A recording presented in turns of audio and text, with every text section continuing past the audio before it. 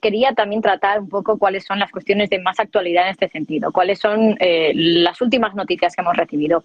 En el día de ayer, bueno, este fin de semana, se ha hablado de la posibilidad de que Dinamarca y Países Bajos vayan a mandar esos cazas F-16. Efectivamente, así lo han confirmado ambos gobiernos. Claro, hoy Rusia ha reaccionado, dice que esto agravaría el conflicto. Pero, ¿cómo estás viendo, desde tu opinión, Ariel, el hecho de que otros países, en este caso Dinamarca y Países Bajos, ahora manden este tipo de armamento, cazas de combate, a Ucrania? Dicen que es para defensa propia. ¿Cómo lo ves?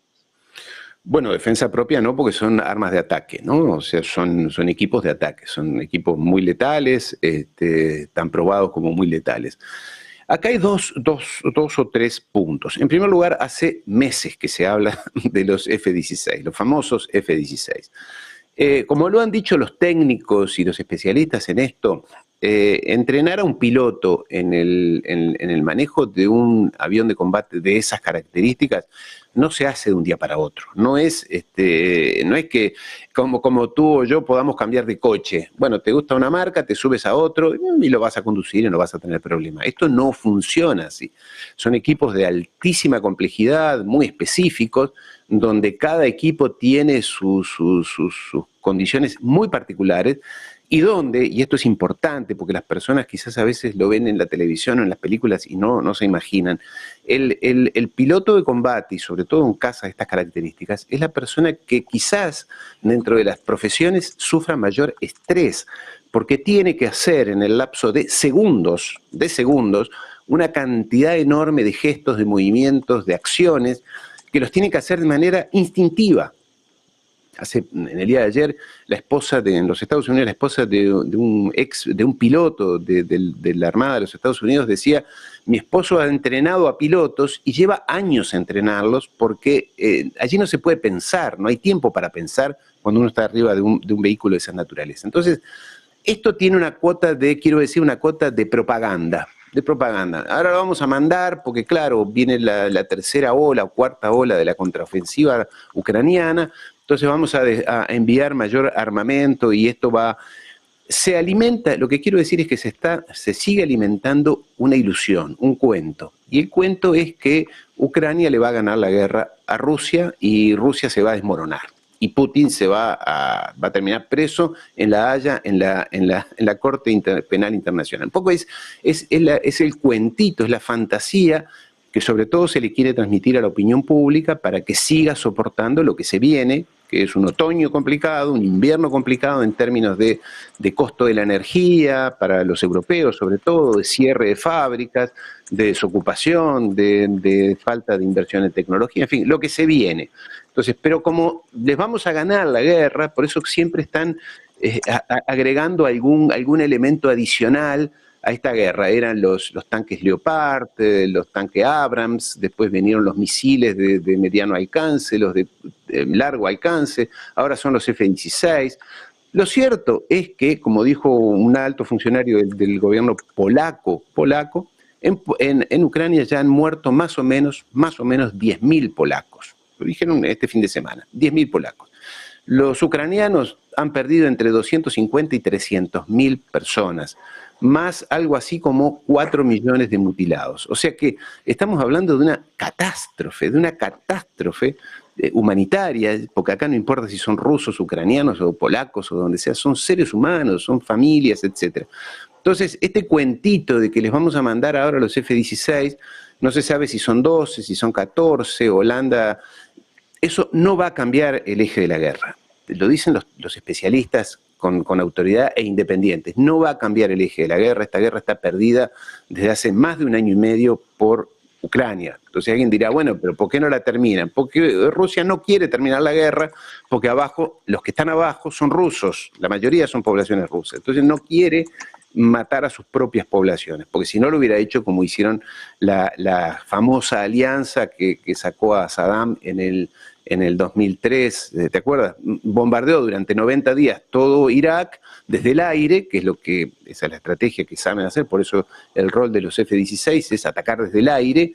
Sí, pero desde el aire se hace como se hizo en Irak, destruyendo todo, matando todo, aniquilando todo lo que había abajo, y bueno, así es relativamente fácil, entre comillas.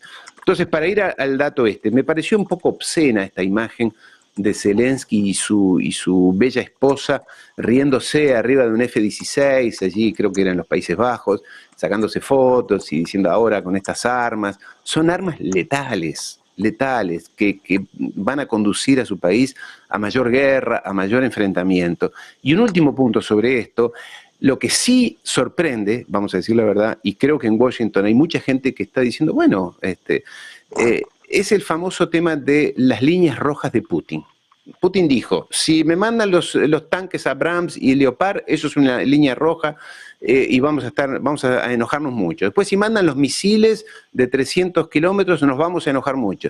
Y si mandan los pero la verdad es que, vamos a decir, dentro del Kremlin hay muchísimas contradicciones.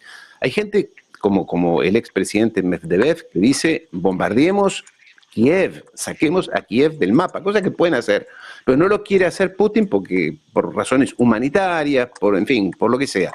Pero, digamos, esto en Occidente se está leyendo como que finalmente Rusia tiene líneas rojas muy flexibles.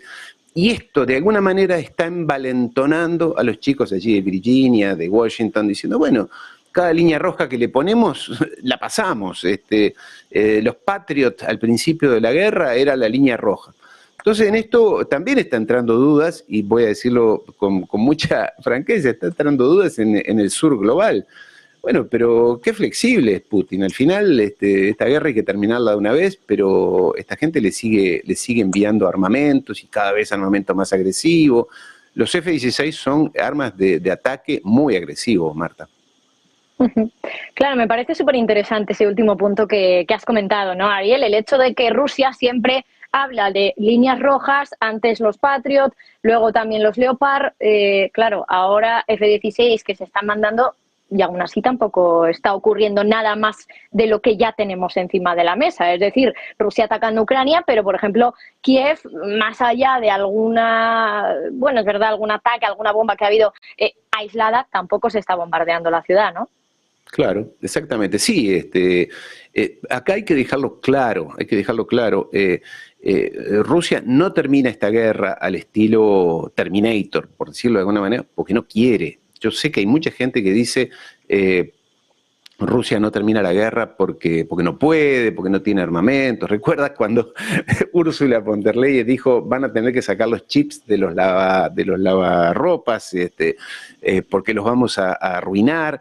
Eso es un cuento chino, en realidad, que se cuenta en Occidente para calmar a la opinión pública y darle la expectativa de que esta guerra es ganable. Esa guerra no es ganable y Rusia podría terminar la guerra aniquilando todo, ¿no? Aniquilando todo, lo cual, ¿qué es lo que proponen el Partido Comunista en Rusia? Recordemos que el Partido Comunista en Rusia sigue vivo y es la principal oposición a Putin en la Duma, es decir, en el Parlamento. Porque hay gente que cree que Putin es el rey, que está solo allí en Versalles y que decide todo él solo con 2 o 3. No, él no decide solo nada, él tiene contradicciones internas, tiene tiene algunos halcones como Medvedev y otros que le dicen a por ellos, y nada de paz. Bueno, Medvedev dijo hace unos días atrás, aquí no va a haber proceso de paz, ahora ninguna paz. Tendrán que venir de rodillas los ucranianos a pedirnos clemencia. Es la única posibilidad de que esto termine. Entonces, en este estado de contradicciones hay un tema que está pendiente y es que en algún momento, por alguna razón, se pensaba que los drones sobre el Kremlin iban a ser la bisagra, el antes y el después. Bueno, ya atacan el Kremlin, ¿te acuerdas? Aquellos 2 drones que no causaron ningún daño, pero fueron un símbolo de algo. Y entonces se pensaba que a partir de ello la reacción rusa iba a ser terrible. Y no lo fue. También hay una hipótesis que manejan algunas personas que saben de este tema, dicen que en definitiva Putin está haciendo lo que dijo que iba a hacer, que es decir, desmilitarizar Ucrania. ¿Y cómo se desmilitariza a un ejército? Aniquilándolo. Y lo está aniquilando capa a capa, ola a ola. Cada vez que, ahora ya dicen los informes de inteligencia rusos que los soldados ucranianos que capturan o que están muertos, los nuevos, son gente ya grande. ya hombres de 50, 60 años, o sea que se está apelando, y algunos niños o muy jóvenes. Ya el soldado común, digamos, el combatiente de 25, 20, 25, 30 años, ya esos fueron desmilitarizados, horrible el término, o desnazificados, como decían ellos. En realidad, las imágenes que aparecen y de personas que están allí en el frente, que sobre todo transmiten a través de las cuentas de Telegram, indican que realmente los mandan a la carnicería. Es más, ellos decían, se ha utilizado el término ya horrible, de la picadora de carne. No llegan ni a la primera línea de defensa rusa. Entonces, de alguna manera, Rusia los está dejando venir y los está aniquilando, porque además tiene poderío aéreo, en fin, todas las técnicas que no me gusta enumerar aquí, porque son un poco siniestras, pero que realmente el poderío ruso en términos militares es apabullante. Entonces, hay voces en Washington que dicen la guerra tiene que terminar. Yo dije hace 2 semanas atrás, creo que no sé si contigo o con José Antonio, que la información que tenía era que ya en Washington estaban buscándole un sustituto a Zelensky, que Zelensky, con esta cosa tan agresiva y tan arriba que él tiene, ya ha sido incómodo. En todo caso, no sería la persona que podría negociar una paz en los próximos meses, porque claro, él dice que hasta que no se vayan los rusos y hasta no reconquistar Crimea, no hay paz. Entonces con esa persona no se puede negociar. Entonces estarían buscando, sobre todo en los Estados Unidos, un reemplazante para Zelensky, alguien dentro de su equipo que no sea tan corrupto. Esta era la otra condición que buscaban, alguien un poco más abierto y no tan corrupto, no tan comprometido como la mayoría de sus asesores. Acá al ministro de Defensa de Ucrania se le encontró hace 2 semanas atrás comprando una villa, una mansión de $700.000 en la costa azul francesa para su hija, con dinero de los contribuyentes europeos. Esto es magnífico, y además sale en el New York Times, no es que sale en una red social por algún complotista, Marta. Bueno, interesante todo lo que nos vas comentando, y sobre todo eso que decías de las represalias que Rusia ha amenazado con ellas en algún momento y luego no las ha ejecutado, ¿no? Y sin ir más lejos, se ha hablado mucho también en estas últimas semanas, estos últimos meses en realidad, de ataques ucranianos de origen ucraniano en suelo ruso, y no se ha hecho nada. El último, por ejemplo, en las últimas horas, 2 drones presuntamente de origen ucraniano que habrían atacado directamente a la capital de Rusia. Concretamente, uno de ellos dicen que ha caído muy cerca del domicilio de la directora de Russia Today, que precisamente es un medio que, bueno, pues muchos vinculan directamente como más cercano al Kremlin. ¿Por qué Rusia no reacciona? Da la sensación que no reacciona a que Ucrania esté directamente, si es que nos creemos esta versión, por supuesto, nos creemos que los drones sean ucranianos. ¿Por qué no reacciona de manera contundente a que Ucrania toque suelo ruso? Sí, lo de Russia Today en realidad es oficial del gobierno ruso, ¿no? No está próximo, sino que es la voz oficial del gobierno ruso. Es como F en España, digamos, está vinculada directamente al gobierno en este caso, y que, bueno, esto del dron parece que en realidad fue fortuito, no cayó muy cerca, pero bueno, así se lo hace aparecer, de la casa de la directora, que no recuerdo cómo se llama. ¿Por qué no? Esta es la gran pregunta que todo el mundo se hace. Las personas que están cerca de Putin y transmiten algo dicen que él no quiere dar la imagen de matar civiles, de quedar como como Bush o como Aznar o como Tony Blair, que mataron 1 millón de civiles en Irak, Afganistán y demás. Él no quiere esa imagen, él no es esa persona, dicen ellos, y que por otra parte la imagen internacional de Rusia se vería muy dañada con eso. No obstante, también es cierto, es que Rusia ha dicho siempre, pasa que en Occidente se lo ha tergiversado o no se le ha querido creer. Él dijo, no queremos conquistar, no queremos someter a Ucrania, no es nuestra intención ocupar Ucrania. No queremos ocupar Ucrania. Entonces, dicho, lo único que quiero yo, ha dicho él desde un inicio, es proteger la población rusa o prorrusa de allí, del Donetsk, de la frontera de esas 4 provincias que están en límite con Rusia. Esa es la intencionalidad, ha sido la intencionalidad inicial de Rusia.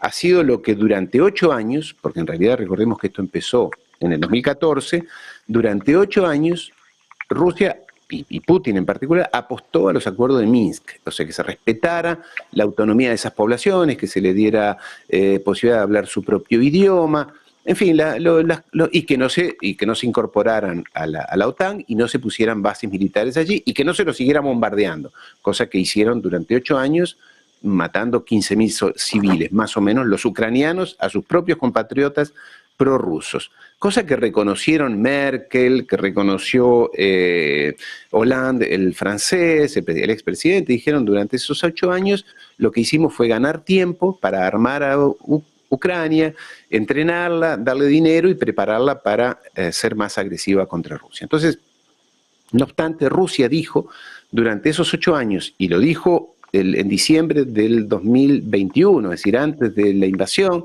dijo, respeten esto, la soberanía sí, pero respeten la neutralidad de Ucrania. Y ahí se terminan los problemas. Entonces, insisto con esto, lo que dicen quienes leen la mente de Putin con cierto realismo, dicen, nunca estuvo en la intención de destruir Ucrania, ni ocuparla, ni destruir Kiev.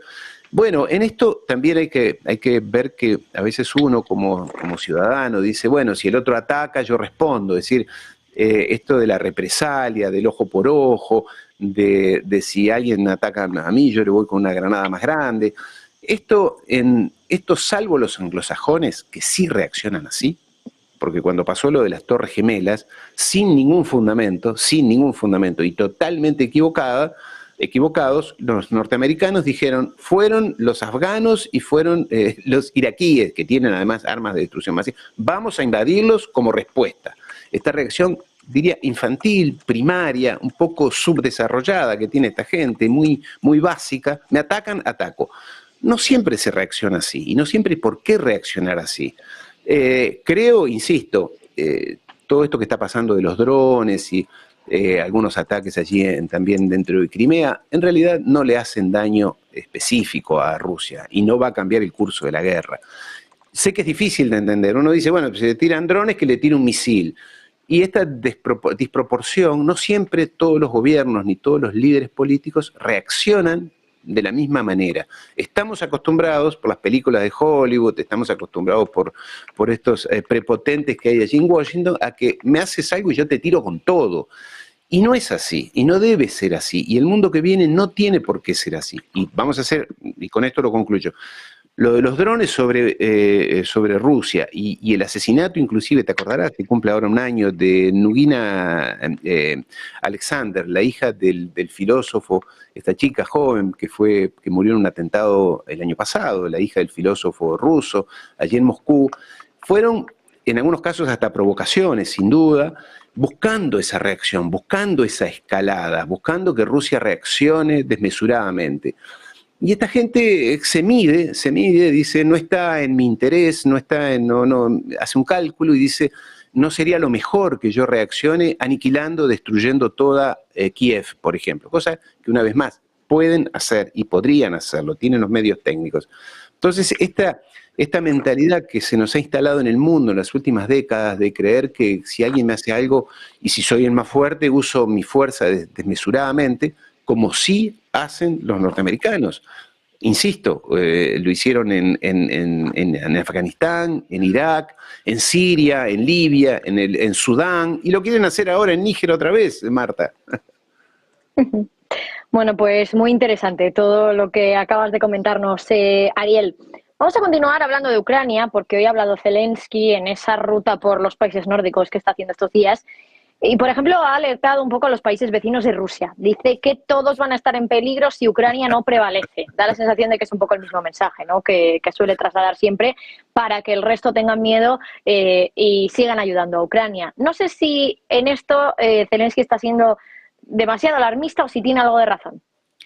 Zelensky, además de ser un irresponsable, es un criminal de guerra, ha conducido a su pueblo a una matanza que decía recién, 300.000 muertos, heridos y demás, absolutamente innecesarios.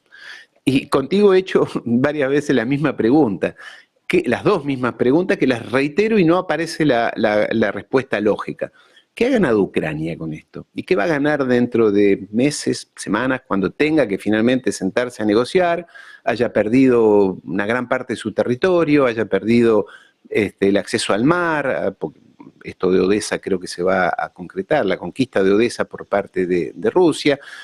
¿Y qué ha ganado de Europa? Esa es la segunda pregunta. ¿Qué ha ganado de Europa con todo el dinero que ha enviado, con todo el enfrentamiento que ha tenido con su vecino? Su vecino, Rusia, está allí, es un vecino, un poquito lejos, pero está allí, que además es un país europeo, ha perdido el gas, en fin, todo lo que ha pasado. ¿Qué han ganado Rusia y Europa? Gran pregunta. Algún día Borrell tendrá que sentarse en algún banquillo a explicar por qué hicieron toda esta locura.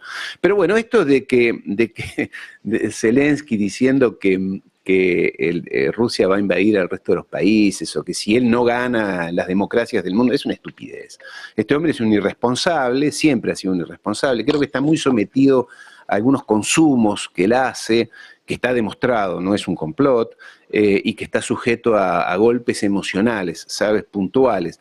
Entonces, él tiene que decir eso como propaganda para que el resto de los vasallos europeos, Pedrito Sánchez, Macron, y el resto de Scholz, que está perdiendo las elecciones y va a perder las elecciones, el canciller alemán, dice que no entiende por qué la gente no lo quiere. Y si lo ha conducido a Alemania a la peor crisis económica de la posguerra, y de la cual le va a costar muchísimo salir, cosa que yo no creo que salga, porque lo que se pierde en producción y en industrias y demás es muy difícil, si no imposible, recuperar, cosa que le está pasando a Alemania.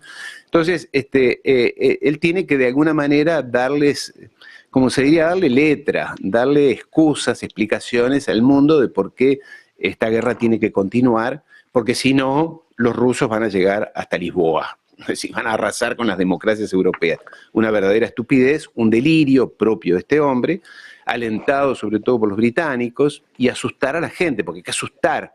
El miedo es, lo vimos en la pandemia, es el mejor instrumento, el mejor vehículo para someter a las personas y someter a los pueblos. Con miedo todos nos paralizamos y dejamos que alguien nos conduzca. En este caso Zelensky, los británicos, en fin, los muchachos de la Unión Europea, esos burócratas también irresponsables, que siempre hay que recordarlo, ganan 40.000 euros por mes, no pagan impuestos y no mandan a sus hijos a la guerra.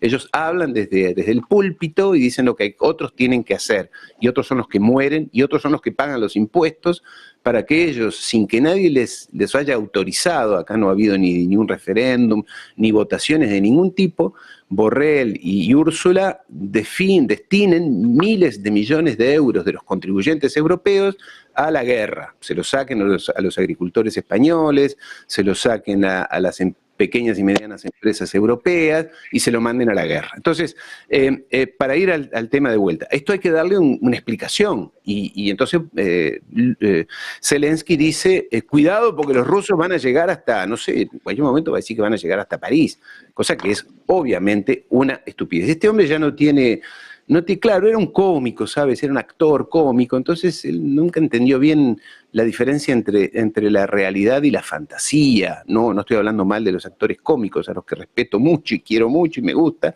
pero claro, puesto a gobernar y puesto a conducir una guerra, es como poner a un mono a conducir, a manejar una navaja, ¿sabes? Puede pasar cualquier cosa, un mono con una navaja, o con una ametralladora, ¿no? Le das una ametralladora a un mono, hace cualquier barbaridad. Esto es Zelensky hoy día. Marta. Ariel, hay otras cuestiones que también quería comentar contigo. Por ejemplo, la semana pasada se hablaba de una especie de alternativa como corredor del Mar Negro para la exportación de grano. Y hoy Reuters lo que está publicando es que Ucrania estaría considerando, según algunos productores, utilizar ese corredor de exportación del Mar Negro de tiempos de guerra, dicen, que se ha aprobado recientemente en la última semana, para poder enviar grano desde Ucrania a otros lugares. ¿Hasta qué punto esto puede ser algo viable? Porque ya sabemos que Rusia ha dicho que cualquier buque que lleve grano en el Mar Negro puede ser considerado un objetivo. ¿Qué tiene de especial este corredor? ¿Por qué ahora de repente se habla de ello? Bueno, Ucrania está buscando, más que vender su grano, cosa que sí le viene bien y lo necesita, está buscando provocar. Es decir, lo que mejor le puede pasar a Ucrania va en este sentido de lo que decía de la irresponsabilidad de Zelensky.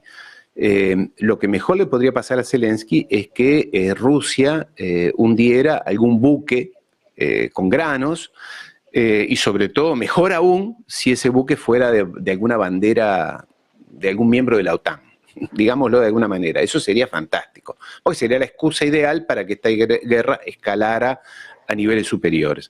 Yo creo que las que están más preocupadas con la salida del grano ucraniano son las tres multinacionales norteamericanas, que son las que negocian los granos, que son Cargill, que son Monsanto, que son DuPont, empresas multinacionales norteamericanas que hacen el gran negocio del grano.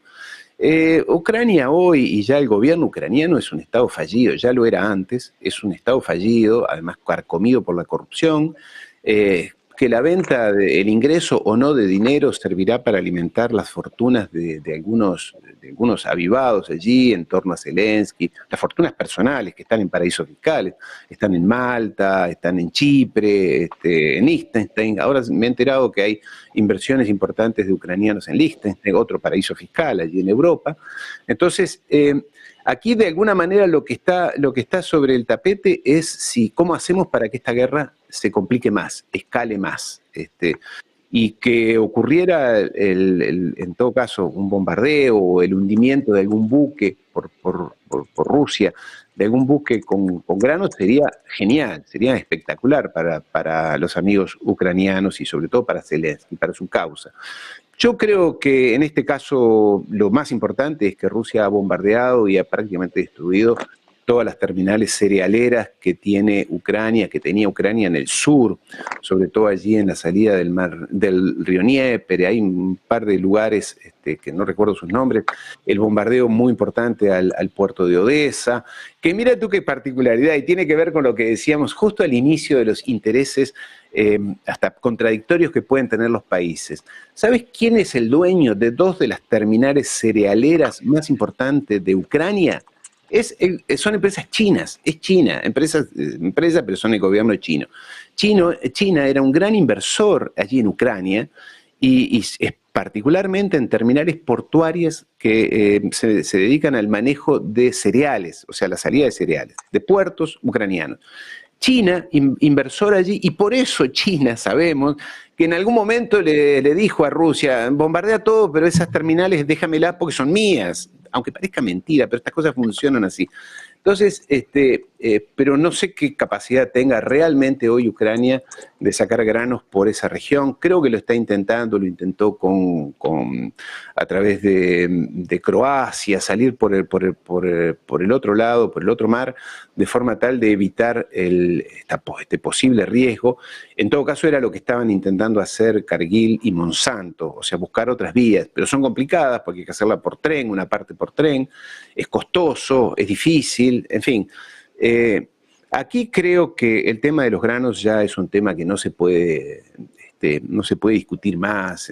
Hoy en día no está habiendo escasez de granos en el mundo. Los Estados Unidos han tenido una cosecha importante, Rusia tuvo una cosecha espectacular. Entonces no hay, la excusa del arma alimenticia no va a estar, o deberían dejar de alentarlo porque ya no es un tema de tanta importancia, Marta.